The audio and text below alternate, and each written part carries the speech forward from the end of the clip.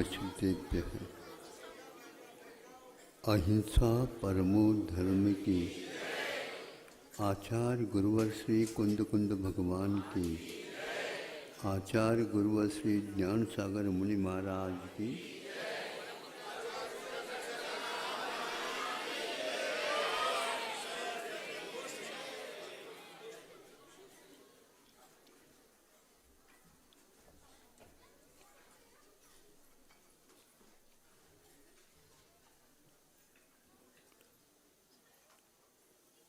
आईना छोटा हो या बड़ा, आईना समझते हो? दर्पण, वह छोटा हो अथवा बड़ा, इससे कोई फर्क नहीं पड़ता, किंतु आईना साफ सुथरा हो, आईना के ऊपर कोई किसी प्रकार की धूल आदि न चिपके तो हमारे भीतर का जो दृश्य है उसमें झलकेगा। हमारा स्वरूप विकृत हुआ है अन्य पदार्थों से, उसको अच्छे साधनों के माध्यम से मांझना, यही एक कर्तव्य होता है। समझदार व्यक्ति इसको उस प्रकार के साधन सामग्री के द्वारा उसको साफ करने का पुरुषार्थ करता है। जिसके पास कोई विशेष साधन सामग्री नहीं भी मिलते तो भी साफ साफ जो जल है उस जल के माध्यम से वह अपने वस्त्रादिकों को धो लेता है, और इसलिए कि उस वस्त्र में चूँकि बाहरी पदार्थ भी आकर के चिपकते हैं, उनको दूर करना अनिवार्य होता, अन्यथा उसमें और जीवों की उत्पत्ति हो सकती है और होती ही है। वह आपके लिए घातक अथवा पीड़ादायक हो सकते। तो चलिए, आप सर्वप्रथम वस्त्र को साफ करने के लिए अनेक प्रकार के आपके पास सामान हैं, उससे उसको साफ करना चाहते।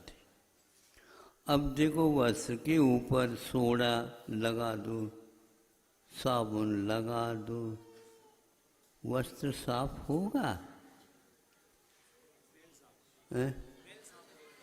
हाँ, तो वो वही बात है, मैल साफ होगा क्या? पानी भी चाहिए, है ना?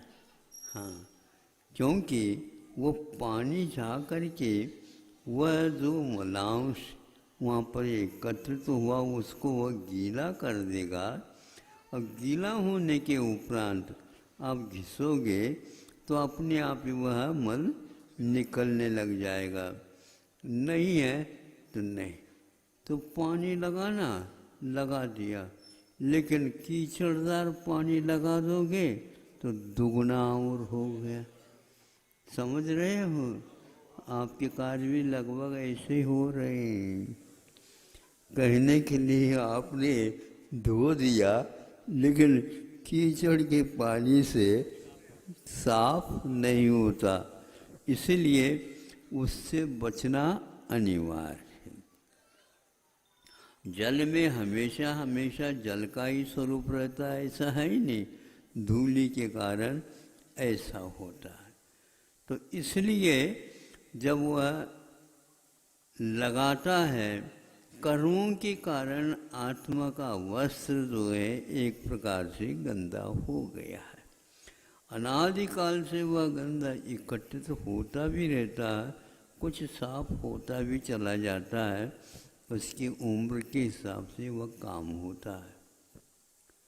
यह गाथा में आचार्य कुंद कुंद देव के द्वारा समय सार में दी हुई है। एक नहीं, दो नहीं, 3-4 गाथाएँ दी हैं। उसके लिए उन्होंने कहा इसको साफ करना अनिवार्य, किंतु विधिवत साफ करना अनिवार्य है। आप साबुन सोडा लगाते हुए भी उसमें किसी प्रकार का गंदगी नहीं आना चाहिए। पानी भी शुद्ध होना चाहिए। अब ये हम पूछना चाहते हैं, साबुन आप उसके ऊपर घिस रहे हैं तो कि साबुन का क्या त्याग करना, कब करना, इसका कोई भी इसके लिए संकेत नहीं है, क्योंकि पहले से ही श्रद्धान है। इस साबुन लगाने से मन शुद्ध होता है, गंदगी दूर हो जाती है। ये विश्वास के कारण ही वह घिस रहा है। लेकिन साबुन को फेंकने की बात कभी भी करते नहीं, किंतु उसको रख देते हैं, दोबारा काम में आ सकता है। लेकिन बाकी सब जितने भी हैं धो धो करके साफ करते रहते। अब जब ठीक ठाक हो गया, क्या ठीक ठाक हो गया, वस्त्र, उसमें अब किसी प्रकार की गंदगी नहीं है, तो अंत में शुद्ध जल के माध्यम से क्या करते, हाँ, उसको अंतिम है वह पानी, उस पानी में और कुछ भी नहीं रखा और उसको डुबो करके 3-4 बार उसमें अच्छे ढंग से निचोड़ देते हैं। अब वैसे निचोड़ करके रखते नहीं, उसको भार करके फटकार ज़्यादा जोर से नहीं करते, लेकिन वस्त्र ही फट जाए। अब देखो कुछ इसमें और भी किए जाते हैं। तो साबुन का त्याग नहीं किया, साबुन का त्याग नहीं किया जाता, किंतु साबुन घिसता घिसता अपने आप ही विश्राम पा जाता। जिस समय आप समझते हैं ये हमारा वस्त्र सही साफ हो गया। साबुन से साफ हुआ कि जल से साफ हुआ, ये भी सोचने की बात है। जल के बिना भी नहीं, लेकिन केवल जल के द्वारा भी नहीं, साबुन के बिना भी नहीं, केवल साबुन से भी नहीं। ये जो साधन सामग्री है, इसको बोलते हैं एक प्रकार से बाह्याभ्यंतर दोनों कारणों की उपस्थिति से ये कार्य शुद्ध होता है।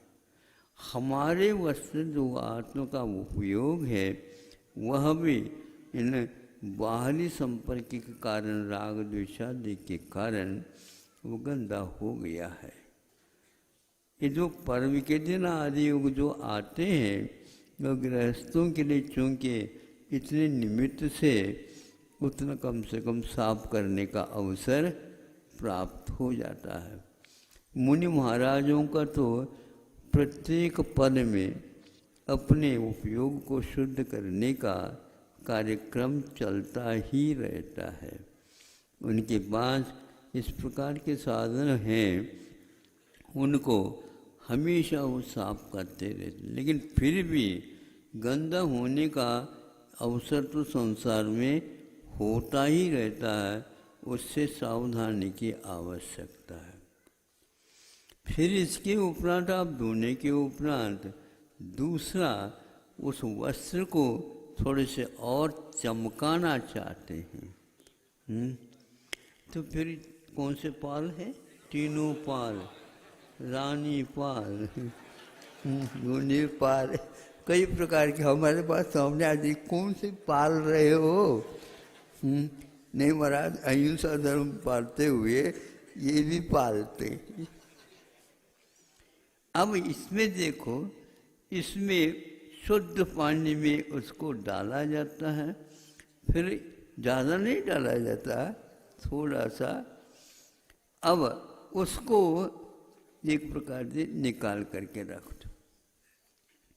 ये क्या कर रहा है, ये मलांश को तो दूर कर दिया, लेकिन फिर भी उसमें और भी मल रहता है, उसको साफ करने का रानीपाल काम करता है।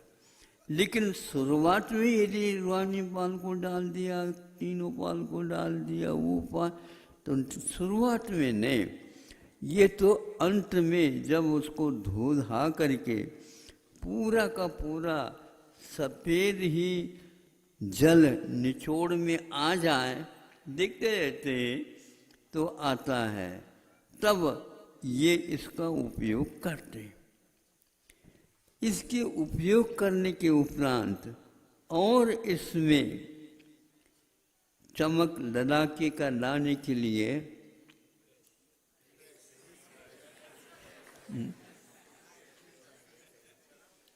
ये क्या है? प्रेस। उसमें उसको बिना तपाए, बिना उसमें इंगा डाले अथवा बिना करंट के यूं कर दो। कभी देखा है? कहा? अब जितना कहा जाता उतना ही करते आप। बिना आग के भी, बिना बिजली के भी उस स्त्री को इस प्रकार करने से ललक कला नहीं आ सकती। किंतु वह यदि गर्म हो जाता है, जब हम छोटे थे उस समय वो गर्म हुआ है क्या नहीं, थोड़ी सी एक दो बूंद इसको पानी छिड़का देते, एकदम ठास करता। हाँ, तो अब यह उसके योग्य हो गया है। अब कब तक इससे वो प्रेस करते हैं आप? अरे भैया, नीचे कपड़ा जल न जाए, इसलिए उस स्त्री को उस कपड़े के ऊपर रखते नहीं, हाथ चलाते हैं। इसी प्रकार मोक्ष मार्ग भी होता है। अंत में प्रेस और चमक और लाने के लिए हमारे यहाँ तप होते हैं, तप।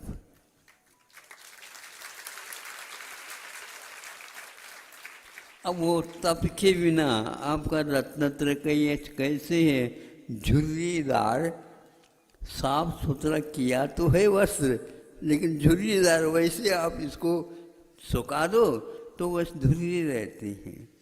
उससे ग्रामीण व्यक्ति आया ऐसा ज्ञान होता है। और जो नगर में रहते हैं वो कैसे करते हैं?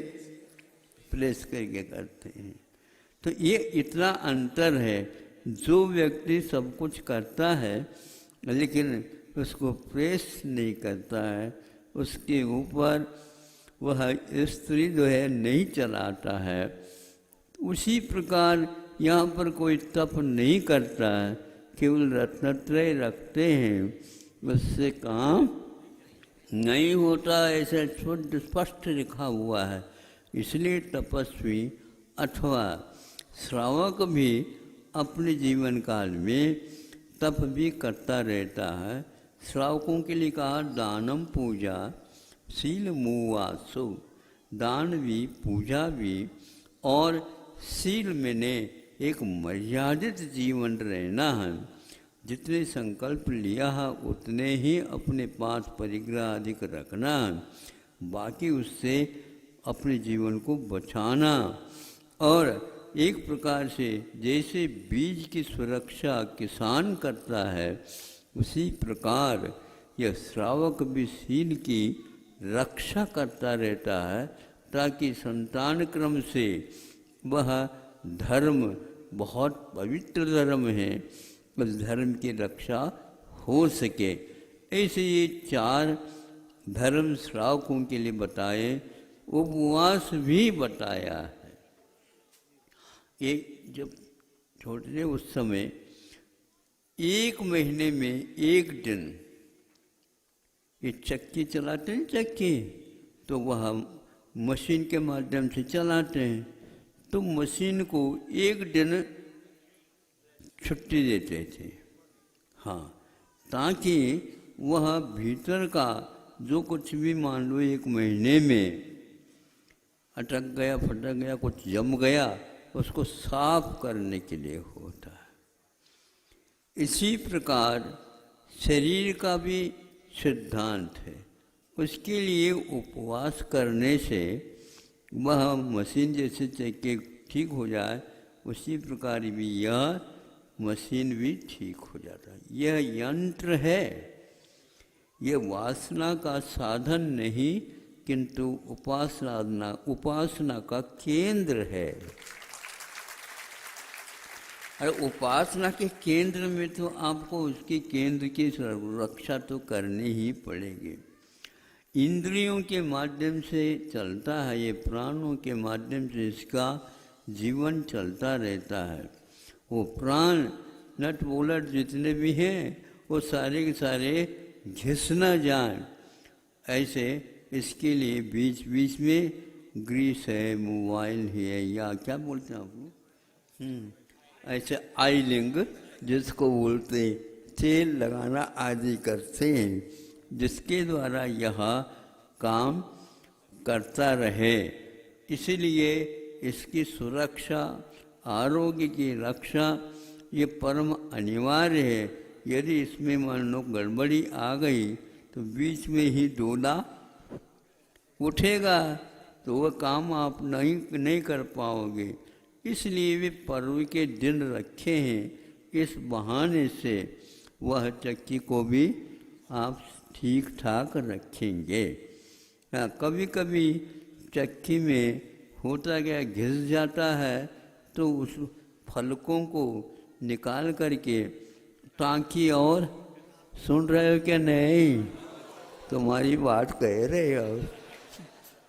है वो बार बार उसमें बीच में का प्रतिदिन नहीं करता, क्योंकि टाँकी लगाने के उपरांत उसमें छोटे छोटे पत्थर के कण टूट जाते हैं, उसको साफ करना भी आवश्यकता होता है। तो एक दो दिन साफ करने के उपरांत भी जब कभी भी रोटी वगैरह बना देते हैं, उस समय क्या होता है, बोलो, किस किस क्या किरकिरा ये होता है। अब क्या करें, होता है, ये शरीर है। इसी प्रकार इसको काम करने से ये किसकिसा और किरकिरा नहीं करता, बल्कि केवल पानी भी लिया जाता है, कम लिया जाता है भोजन, या बहुत गरिष्ठ इत्यादि नहीं लिया जाता, ये बताने की आवश्यकता नहीं। इसके माध्यम से हम अपनी यंत्रों को सुधारित कर रहे हैं और आत्मा के परिणामों को शुद्ध बनाने में ये सहायक होता है। इस प्रकार आपका सुनते हैं, कल पर्व का दिन आने वाला है। हमारे लिए नहीं आ रहा है, आप लोगों के लिए आ रहा। एक वर्ष में 10 दिन करते हैं, बस ठीक हो गया। और हमारे यहाँ प्रतिदिन पर्व चलता है, सुबह भी चलता है, शाम को चलता है, रात में चलता है।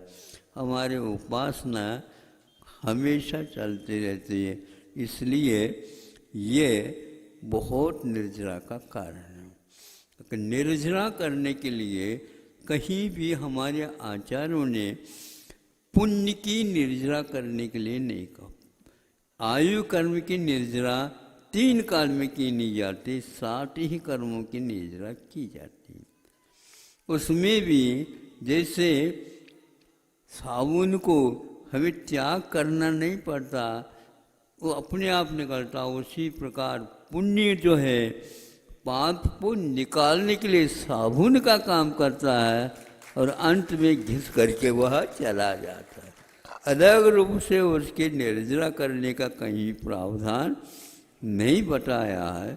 तो पथ्य के अनुसार हम चलेंगे, औषध समय पर लेते रहेंगे। औषध को त्याग करने की बात नहीं है, औषध का उपयोग करने की कला होनी चाहिए। औषध का उपयोग यथा अवसर कर लें, अपने आप रोगों का निष्कासन होता है। उसका त्याग का विधान ही यही है कि आप रोग की ओर दृष्टि रखिए और पथ्य के अनुसार चलिए, निश्चित रूप से आपका काम हो जाएगा। तो आपको अवगत हो जाएगा कल का कार्यक्रम कैसे कैसे कमेटी ने निर्धारित किए हैं। और प्राय करके सभी मंदिरों में यथावत पर्व मनाया जाता है, एकासन चलता है और नीरस भी चलता है, हरियाली गायब हो जाती है। भाद्रपद में भी वर्षा हो रही है लेकिन हरियाली गायब हो जाती है, 10 दिन के बाद वो आती है। फिर बात में देख लो सब सब्जी मंडी में क्या होता है, सब्जी मंडी बिल्कुल महंगी हो जाती है क्योंकि जैनियों का प्रताप है। सब बिल्कुल नहीं खाएंगे, फिर बाद में देखो इसके बीच में भी नहीं समझे सुखा सुखा करके रखते हैं और वह पर्व के दिनों में बाहर निकलता। महाराज सूखा है, हरी नहीं महाराज सूखा है। ये क्या है? जुब्बा इंद्र को जीतने के लिए है, नहीं समझे? देख तो लो ना हरियाली के अभाव में क्या होता है, सूखा सूखा होता है जैसे ज्येष्ठ आ गया हो। लेकिन कर्म की निर्जरा उसमें सबसे ज़्यादा होती है।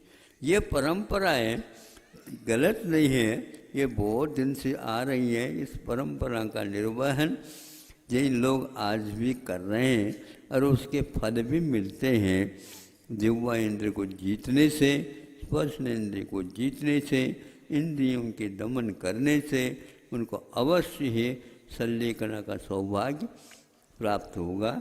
इतना ही पर्याप्त समझता हूँ कि आप लोगों को भी यही इसी क्रम से जैसे वस्त्र का साफ करने का विधान बताया, उसी प्रकार आत्मा के उपयोग को भी शुद्ध बनाने की प्रक्रिया 3-4 तपों के 4-5 तपों के माध्यम से और व्रतों के माध्यम से, परिणाम भावनाओं के माध्यम से करते रहना चाहिए। अहिंसा परमो